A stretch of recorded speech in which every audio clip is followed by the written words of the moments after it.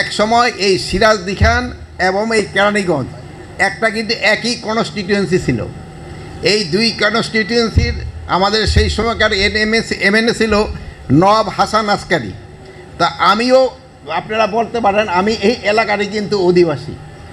আরেকটা জিনিস হলো, যেহেতু সিরাজদি খান থেকে আমি নিজেও নৌকায় আমার দেশের বাড়ি থেকে এই সুবর্ণা খাল দিয়ে ঢাকা এসেছি, তাই এই খালের যে আগের অবস্থা এটা সম্বন্ধে আমার আগের কিছু ধারণা আছে। এখন যে খালের অবস্থা, এখন তার এটা খাল নাই, আর কিছুদিন পরে হয়তো আমাদের ম্যাডাম যদি উদ্যোগ না নিত এটা একটা হয়তো রাস্তা হয়ে যেত। তো আমি বক্তব্যের শুরুতে আমি ম্যাডামকে অনেক অনেক ধন্যবাদ জানাচ্ছি এবং এই পানি সম্পদ মন্ত্রণালয়কেও আমি ধন্যবাদ জানাচ্ছি যে তারা এই প্রজেক্টটা নেওয়ার জন্য। এটা আমাদের এলাকার জন্য, যেহেতু আমি বলি যে কেরানীগঞ্জ এবং সিরাজদিঘা পাশাপাশি উপজেলা, আমাদের এলাকার জন্য কিন্তু একটা বিশেষ দান এই পানি সম্পদ মন্ত্রণালয়ের থেকে। এই কাজটা যেন খুব ভালোভাবে হয়ে যায় এই জন্য আমি আশা করব। সুবর্ণা খাল এই এলাকায় ঐতিহ্যবাহী প্রাকৃতিক সম্পদ, যা এলাকায় পানি প্রবাহের অন্যতম প্রাণভ্রমর। অতীতে খালটি ছিল স্থানীয় মানুষের জীবিকা ও পরিবেশের জন্য অতি গুরুত্বপূর্ণ একটি পানি নিগমন, কৃষি, মৎস্য আহরণের সাথে জড়িত ছিল। কিন্তু সময়ের সঙ্গে সঙ্গে বর্জ্য ও সেচের অবিচ্ছিন্নতা, অনুপযুক্ত ডাম্পিং এবং স্থানীয় কতিপয় ভূমিদস্যু স্বেচ্ছাচারিতা এবং কার্যকারিতা ক্রমান্বয়ে হ্রাস করেছে। ফলে অত্র এলাকায় পানি প্রবাহের অন্যতম প্রাণভ্রমর এই ঐতিহ্যবাহী সুবর্ণা খাল আজ হুমকির সম্মুখীন। এইটাকে ইনফ্যাক্ট খাল বলা যায় না, এই রাস্তাটাই এখন হুমকির সম্মুখীন। একসময় এই খাল বুড়িগঙ্গা ও ধলেশ্বরী নদীকে সংযোগ করত এবং দেশীয় মাছের অভয়ারণ্য হিসাবে পরিচিত ছিল। একসময় খালটি নৌকা চলত, মাছ ধরা যেত, আশেপাশে কৃষি জমিতে খালের পানি ব্যবহার করা যেত। অথচ আজ এই খাল প্রায় পুরোটাই বর্জ্য এবং পলিথিনে ভরা। দুঃখজনক হলে সত্য, কিছু জায়গায় খাল এমনভাবে ভরাট হয়েছে যে হেঁটে পার হওয়া যায়।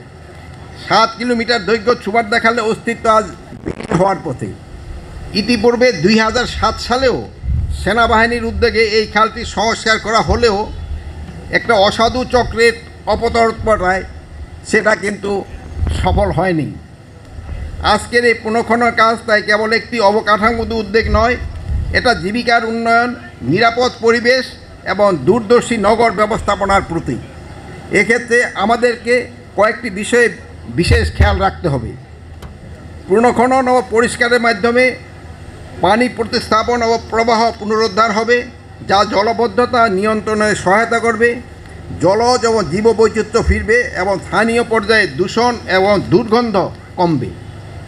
খালের পানি যাতে কোনো রকমে দূষিত না হয় সেজন্য সেটি নিশ্চিত করতে হবে। পাশাপাশি অসাধু ভূমিদস্যু যেন কোনো ক্রমেই খাল দখল এবং কোনো অংশ ভরাট করতে না পারে সেই বিষয়ে সংশ্লিষ্টদের সবাইকে সজাগ থাকতে হবে। খাল দূষণ এবং দখলকারীদের বিরুদ্ধে কঠোর সামাজিক আন্দোলন গড়ে তুলতে হবে।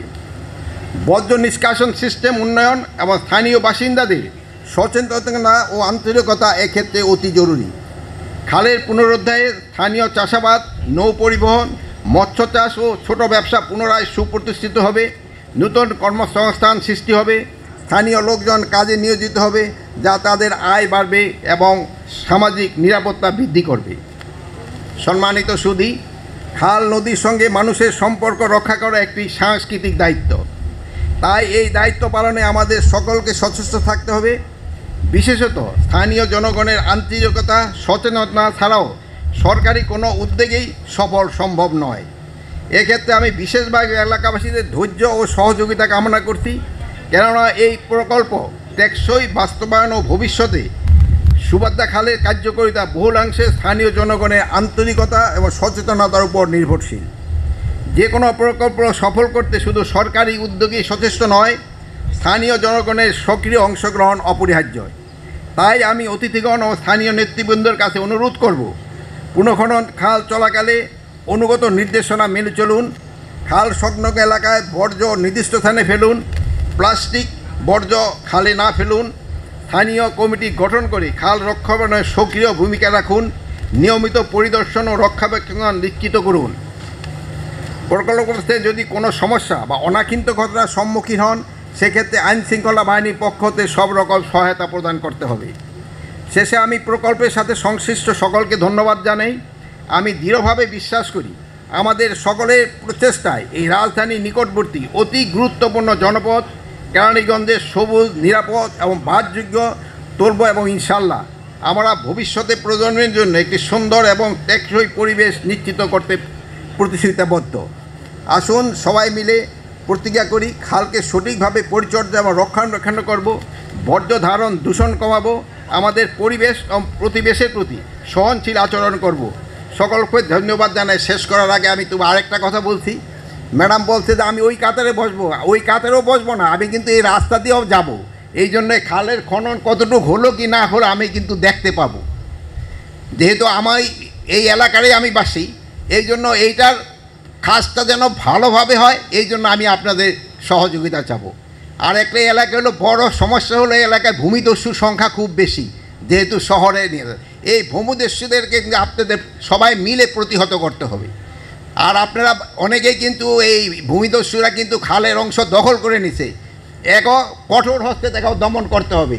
ডিআইজি এবং আমাদের সশস্ত্র বাহিনীর লোকজন আছে, তাদের কোনো অবস্থায় তাদের ছাড় দেওয়া যাবে না, তাদের আইনের আওতায় আনতে হবে। শুধু আইনের আওতায় এনে না, যেহেতু আপনাদের এখানে আরেকটা বড় সুবিধা আছে যে এখানে জেলখানাটাও কিন্তু এই উপজেলার পরেই, তাকে ওখানে তাকে নিজেকে স্থানেই তাকে রাখার ব্যবস্থা করা হবে। তাই এই কাজে যদি কেউ বাধা দেয়, কাউকেই কোনো ছাড় দেওয়া হবে না। তা আমি পরিশেষে রেজনা ম্যাডামকে আবারও ধন্যবাদ দেই। উনি যে আমাদের এলাকায় এত সুন্দর একটা প্রজেক্ট নিছে, এই জন্য আমি তাকে আবারও ধন্যবাদ এবং পানি সম্পদ মন্ত্রণালয়কে ধন্যবাদ জানাই। তা আমি যদিও একটা অনুষ্ঠানে প্রথমে আসতে চাই নাই, বাট আমি এই জাস্ট এত ভালো একটা উদ্যোগ, এটা যদি আমি মিস করতাম তবে মানে আমার জীবনের একটা বড় অংশ থেকে আমি হয়তো হারিয়ে যেতাম।